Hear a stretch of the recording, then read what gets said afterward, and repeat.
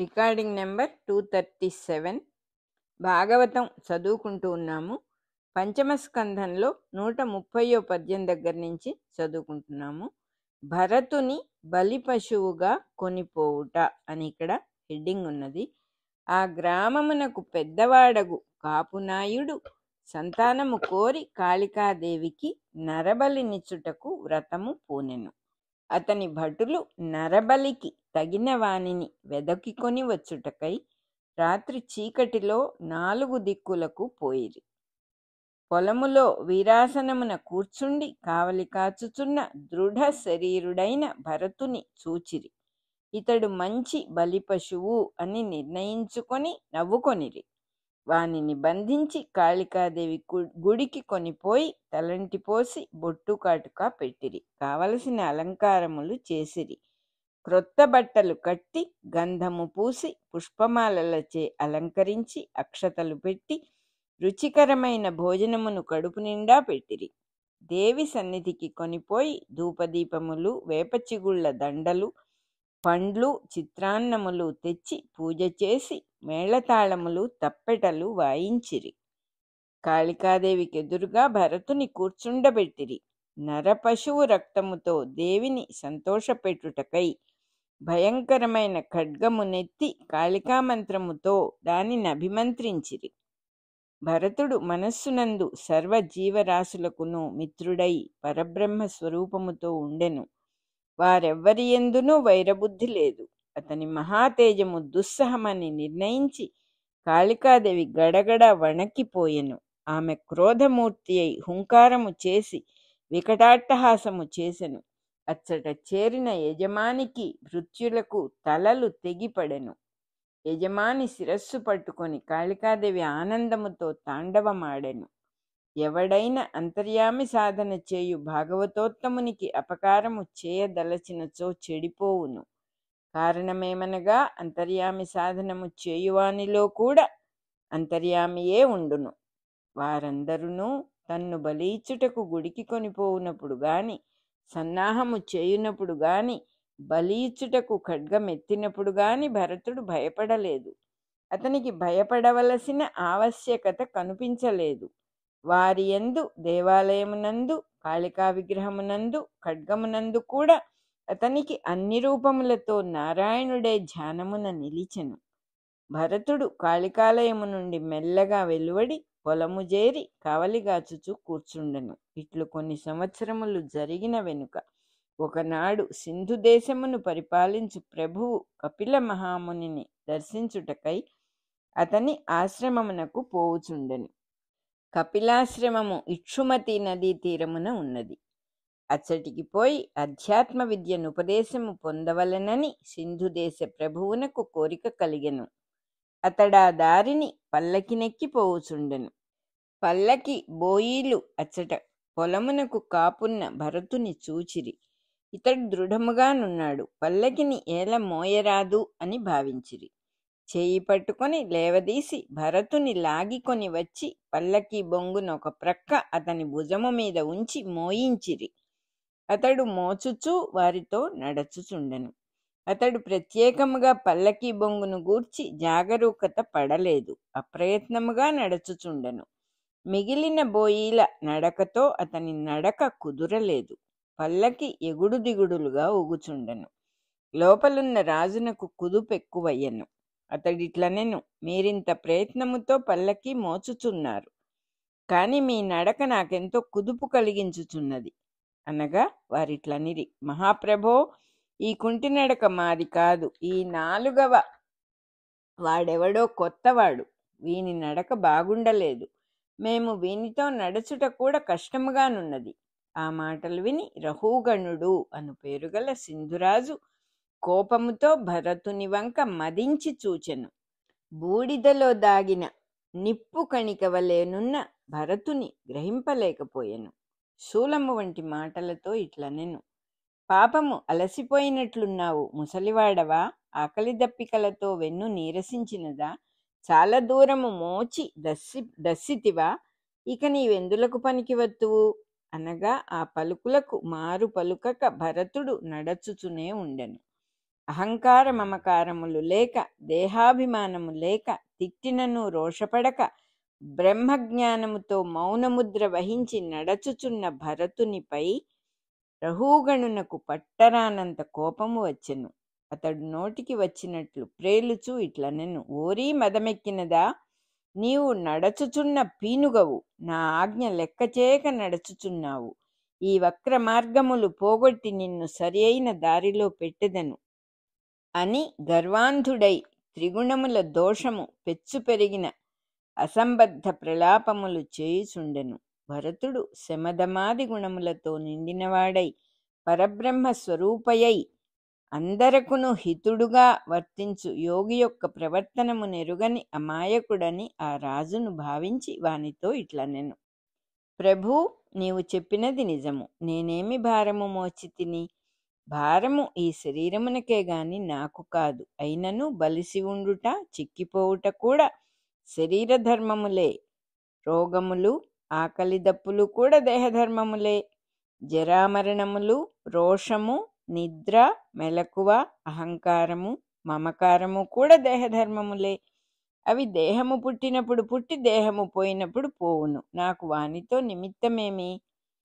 నన్ను నడచుచున్న పీనుగా అంటివి. నేనే కాదు. జనన మరణములు గల దేహం ఎప్పుడునూ జడమే గనుక అది పీనుగు. దాని యందున్న జీవుడు నడుచుచుండును కనుక అందరునూ నడచుచున్న పీనుగులే.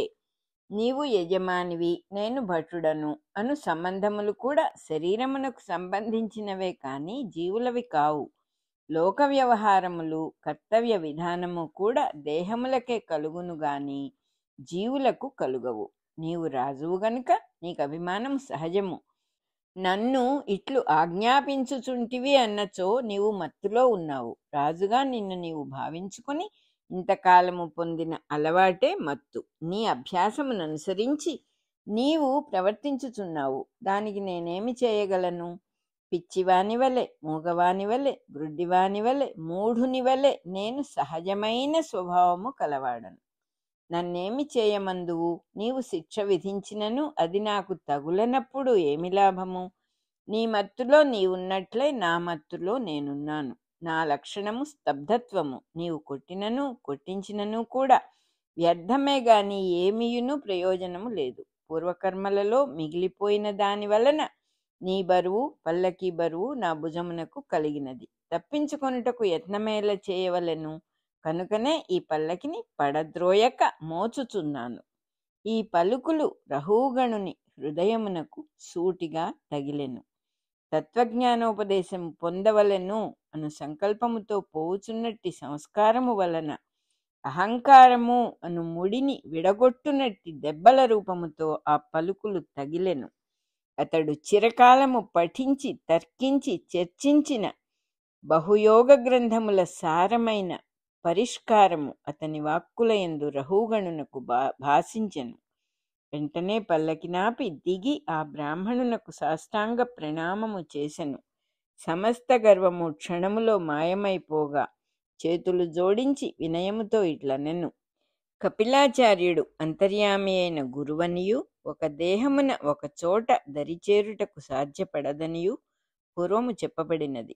భరతుని రూపమున కపిలుడు జగద్గురువై రహూగణును అనుగ్రహించుట ఇందలి వేదార్థము. బ్రాహ్మణోత్తముడవైన నీవెవరవు? అవధూత వేషము ధరించి ఈ భూమిపై ప్రచ్ఛన్నముగా తిరుగుచుంటివి. ఏ మహాకార్యము కోసం ఇట్లు సంకల్పించితివి? ఇట్లొంటరిగా మా దారిలో నీవు కనిపించుట నన్ను కృతార్థుని చేయుటకే గాని వేరు కాదు. లేదా కపిల మహామునీంద్రుడే ప్రసన్నుడై ఈ రూపమున వచ్చి ఉండనేమో. నీ మహత్తత్వమును గ్రహింపలేక అపచారము చేసి తిని. దయామయుడవై నా తప్పులను క్షమించుము. నా పేరు రహూగణుడు. నేను సింధుదేశపు రాజును. ఇంతవరకెన్నడునూ దేనికిని భయపడినవాడను కాను. యమదండమన్నను శివుని శూలమన్నను కూడా నాకు భయము లేదు. వజ్రాయుధము ధరించి ఇంద్రుడే వచ్చినను భయపడను. సూర్యచంద్రాదులు, అగ్నిహోత్రుడు కూడా నన్ను భయపెట్టలేరు.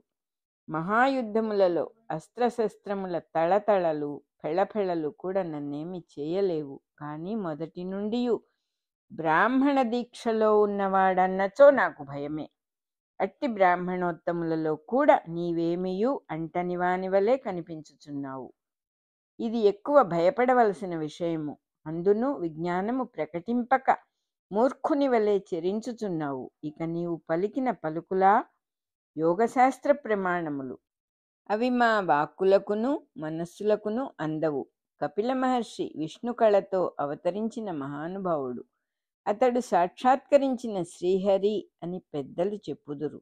అతని సాన్నిధ్యమున బ్రహ్మ విద్యను ఉపదేశము పొందుటకై పోవుచున్నాను. ఇంతలో లోకమందలి సమస్త జీవులను తానై చూచుచూ బయలుదేరిన కపిల మహామునియే ఇట్లు రూపురేఖలు తెలియనీయక చెరించుచూ వచ్చి నన్ను అనుగ్రహించను కాబోలు. మందబుద్ధి అయిన మా వంటి గృహస్థుడు యోగీశ్వరుల చేష్టలను ఎట్లు గ్రహింపగలడు? కర్మవశమున నాకు కనిపించితివి. నీవొక విధముగా అలసట చెంది నడుచుచుంటివి, నేనొక విధముగా అలసట చెంది నడుచుచుంటిని. ఈ ఆశ్రమము నాకే కాదు నీకు కూడా ఉన్నదనిపించుచున్నది. కుండలేనిదే నీళ్లు తెచ్చుకొనుటకు సాధ్యము కానట్లు ఈ సృష్టిలో లేని వస్తువేదియు అస్తిత్వము పొందదు. లోక వ్యవహారమంతయు ప్రమాణముల ఆధారమున నమ్మబడుచున్నది. కానీ సన్మార్గము నిజమైన ప్రమాణము. అది లేనిదే మిగిలిన ప్రమాణములు సత్యమును స్థాపింపవు. కనుక నీవు పలికిన పలుకులు నాకు సమ్మతము కాకున్నవి అని సింధు దేశాధిపతి పలికెను. రహూగణుడు గృహస్థుడై బాధ్యతలు కలిగి ఉన్నాడు. భరతుడు అజ్ఞానులను జ్ఞానులుగా చేయు బాధ్యత కలిగి ఉన్నాడు. కనుక జిజ్ఞాసువైన గృహస్థుని కన్నా బోద్ధయగు గురువే ఎక్కువ గృహస్థుడు అని రహూగణుని అభిప్రాయము. కుండలేనిదే నీళ్లు తెచ్చుట సాధ్యము కాదు. చీకటి లేనిదే వెలుగు లేదు. వెలుగొక్కటే ఉన్నను దానిని వెలుగు అని పిలుచువాడుండడు. లోక విషయములందు నమ్ముటకు కారణమే ప్రమాణము. కానీ ప్రమాణము వలన నమ్మకము కలుగుననుకొనుటయే గాని కలుగదు. ఇతడు మంచివాడని మరి ఒకడు నమ్మదలచినచో ఆ మరి ఒకడు ఎంతవరకు నమ్మదగినవాడని తెలియుటకు ప్రమాణము లేదు. ఎన్ని చెప్పినను నమ్ముటకు ఆత్మయే ప్రమాణము. అనగా నమ్మవలనని సంకల్పము కలుగుటయే ప్రమాణము. భరతుని యందు సత్య ప్రవర్తనమున్నదని రహూగణుడు నమ్మెను. ఈ నమ్ముటకు కూడా కారణము భరతుని సత్య ప్రవర్తనము కాక అది తనకు నచ్చుటయే. మంచివారి యందు నమ్మకము లేని వారెందరూ? కనుక నమ్ముటకు మంచివారు ప్రమాణము కాదు. నమ్మదలచిన వాడు మంచివాడగుటయే ప్రమాణము. నీ వాక్యములందు నాకు నమ్మకము కలుగలేదు అని రహూగణుడు పలికెను. అనగా అవి అజ్ఞానమును పోగొట్టు వాక్యములే కాని నా నమ్మకమంతవరకు పెరుగలేదు అని అర్థము. ఆ పలుకులు విని బ్రాహ్మణుడిట్లు బదులు పలికెను. లోక వ్యవహారమునందు నిత్యత్వము ఉపాధిపై ఆధారపడి ఉన్నదే గాని సత్యమైన నిత్యత్వము కాదు. ఇది గోడ, ఇది ఆకాశము, ఇది గృహము అని వస్తువులను చూపి సత్యముగా పలికినను గోడ, ఆకాశము మొదలగు పేర్లు పేర్కొను వానియందున్నవే గాని పేర్కొనబడు వస్తువునందు లేవు. ఇతడు నా బావమర్ది అని సత్యముగా పరిచయము చేసినను బావమర్ది పరిచయము చేసిన వానికే బావమర్ది గాని చేయబడిన వానియందు లేడు. ఇట్లు లోక వ్యవహారమునందెందైన ఉపాధిని ఆశ్రయించిన కృత్రిమ సత్యమే గాని నిత్య సత్యము లేదు. నిప్పుమంటపై పెట్టిన పాత్ర వేడెక్కును, దానితో పాత్రలోనున్న జలము వేడెక్కును. ఆ జలముచే బియ్యము పక్వమగును. అప్పుడు అన్నము అనబడు శ్రేష్టమైన పదార్థము పుట్టుచున్నది. అట్లే ప్రజ్ఞతో కూడిన దేహేంద్రియములను ఆశ్రయించుకొని ఉన్న జీవునకు దేహమున ప్రాణేంద్రియాదుల సమ్మేళనమున ఈ సృష్టి తయారగుచున్నది. సంసారము అను ఘటమునకు శిక్షణము రక్షణము కలిగించువాడు రాజు. అతడు దుష్టకర్మలు మాని అంతర్యామిని సేవించనేని సంసారబద్ధుడు కాడు. అగ్నియందలి వేడిమి పాత్రకును జలమునకును బియ్యమునకును సంక్రమించి అన్నము అనబడు శ్రేష్టమైన పదార్థము సిద్ధమగుచున్నట్లు అంతర్యామి ప్రజ్ఞ తెలివిని పనిచేయించి ఇంద్రియముల ప్రవర్తనముగా ప్రసరించి దేహమును ప్రయోగించి శ్రేష్టమైన సత్కర్మలాచరించుటకును దాని ఫలితమును సిద్ధపరచుటకును కారణమగుచున్నది. అట్టి దేహధారులైన జీవులకు క్రమశిక్షణమిచ్చి రక్షించుట ప్రభుద్వారమున జరుగుచున్నది. ఆ ప్రభువు తన ఇష్టాయిష్టములను ఆశ్రయింపక అంతర్యామిని ఆశ్రయించినచో ప్రజలందరూ తరింతురు కనుక ప్రభువునకు శిక్షా దండనాది కర్మఫలములు అంటవు. ఒకడు ప్రభువగుట తక్కినవారు ప్రజలగుట ఉపాధులకు సంబంధించినది కాక అంతర్యామియందు వర్తించుచున్న ప్రవర్తనము అని తెలియవలెను. అప్పుడు రాజునకు రాజగర్వము గాని పండితునకు పండిత గర్వము గాని అంటదు. నీవు రాజువు నేను బ్రాహ్మణుడను అను వ్యవహార సత్యములను విడిచిపెట్టి మాట్లాడినచో బ్రహ్మ విద్య అంటునని హెచ్చరిక. అతడిట్లు పలుకగా రాజులో చక్కని పరిణామము కలిగెను. వినయపూర్వకములైన వాక్యములతో భరతుని స్తుతించి ఇట్లనెను, మహాత్మా, నేను రాజును అను అభిమాన మదముతో అంధుడనై మహాత్ముడగు నిన్ను ధిక్కరించి తిని. నన్ను దయజూడుము, నీవు ఆపదలోనున్న వారికి చుట్టమవు. నీ దయ నాపై కలిగినచో నిన్ను అవమానించిన పాపము నుండి నేను విముక్తుడనయ్యదను. నీవు సమస్త జీవరాశులకును హితము కోరినవాడవు కనుక నీకు కోపము కలుగదు. అసమర్థులైన మా బోటివారు మహాజనులను అవమానించినచో శీఘ్రముగా నశింతురు కనుక నన్ను దయచూడుమని పలుకగా భరతుడిట్లనెను, రాజా, నీవు మహావిద్వాంసుడవు. అన్నియూ తెలిసి కూడా ఏమియూ తెలియని వాని వల్లే మాట్లాడుచున్నావు కనుక నిన్ను మంచివాడనవచ్చును. పెద్దవారెవరునూ ఈ ప్రపంచము సత్యమని నమ్మరు. నీవు సత్యమని పలుకుచున్నావు కనుక నిన్ను తెలిసినవాడనుటకు వీలులేదు. బ్రహ్మజ్ఞానము కోరివచ్చి కూడా నీవు రాజువని నేను బ్రాహ్మణుడనని నమ్ముచున్నావు. నీవు మదాంధుడవని నేను జ్ఞానినని భేదము మరువకుంటివి. నీవు తప్పు చేసితివని నేను దయచూపవలనని నమ్ముట లోక వ్యవహారమునకు సంబంధించిన విషయమే గాని మనలోని పరబ్రహ్మమునకు సంబంధించినది కాదు. నేను దయచూపనిచో నీవు నశింతువని భయపడుచున్నావు. అది వ్యవహార విషయమే గాని బ్రహ్మమగు సత్యము కాదు. అది జగత్తునకు సంబంధించినది కనుక మిథ్య. యజ్ఞములు మొదలగు కర్మలయందు గాని వేదములయందు గాని తరచుగా పరబ్రహ్మ తత్వము కనిపించదు. యజ్ఞములు పవిత్ర కర్మలైనను ఆచరణలో వాని యందు శ్రద్ధ నిలిచి అందలి అంతర్యామియందు నిలువదు. అట్లే వేదాధ్యయనము చేయువారు తమ ప్రయత్నమును పాండిత్యమును గుర్తుపెట్టుకొందురే కాని అందలి పరబ్రహ్మమును వదిలిపెట్టుదురు. అది దేనికోసం ఉద్దేశింపబడినదో దానిని మరచి మిగిలిన అస్థిపంజరములను కౌగలించుకొనుచున్నారు. కలలో పొందిన సౌఖ్యమునకు ఆకారములున్నవి. కలలో కనిపించిన ఆకారములయందు అనుభవింపబడిన సౌఖ్యమున్నది. అందలి ఆకారములు కలలో నిత్యములే గాని నిజముగా నిత్యములు కావు. అట్లే వేదాంత వాక్యములు తత్వమునందించి తొలగిపోవలసినవే గాని నిత్యములు కావు. దూరదేశమున భార్యను విడిచి కొన్ని సంవత్సరములున్నవాడు కలలో భార్యతో సంభాషించుచు తృప్తిని సంతోషమును పొందును. ఈ తృప్తి సంతోషము నిజముగా జీవునిచే అనుభవింపబడినవి అనుటలో సందేహం లేదు. కానీ దానికి ఆధారమైన స్వప్న భార్యకు దేహమున్నదా? స్వప్నమున తాత్కాలికముగా ఉన్నది, కానీ అటుపైన లేదు. అట్లే అంతర్యామిని స్థాపించునట్టి యజ్ఞకర్మలు గాని వేదమంత్రములు గాని వేదాంత మహావాక్యములు గాని స్వప్నమందలి భార్య దేహము వంటివి. అనుభవము కలుగుటకు నిమిత్తమైనంత వరకే వాని అస్తిత్వము గాని స్వతంత్రమైన అస్తిత్వము లేదు. ఈ దృష్టితోనే దేహమును మనస్సును ఇంద్రియములను ఇంద్రియార్థములను చుట్టరికములను ఆస్తిపాస్తులను వినియోగించుకొనవలెను. వానికి అస్తిత్వమున్నదని నమ్మినచో అది మిథ్యాజ్ఞానము.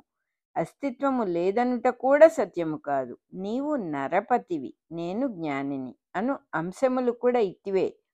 ఇప్పుడు నీకు పరబ్రహ్మానుభూతి కలుగుటయే వాని ప్రయోజనము కాని తప్పు చేయుట క్షమించుట మొదలగు వానికి స్వతంత్ర ప్రయోజనము లేదు. జీవుని చిత్తం ఎంతకాలము త్రిగుణములతో సంబంధించి ఉండునో అంతకాలము జ్ఞానేంద్రియములకు కర్మేంద్రియములకు సన్నిహితత్వము కలిగి అలవాటు పడును. ఈ అలవాటును బట్టి ధర్మములనో అధర్మములనో పుట్టించుచుండును. ధర్మము పుట్టించు అభ్యాసము కలిగించుకొను కర్మలను నిర్లిప్తుడై ఆచరింపవలెను. ఆ కర్మలే కలలోని భార్య దేహము వంటివి. రికార్డింగ్ నెంబర్ 237 అయిపోయింది. పంచమ స్కంధంలో 130వ పద్యం నుంచి 154వ పద్యం దాకా చదువుకున్నాం.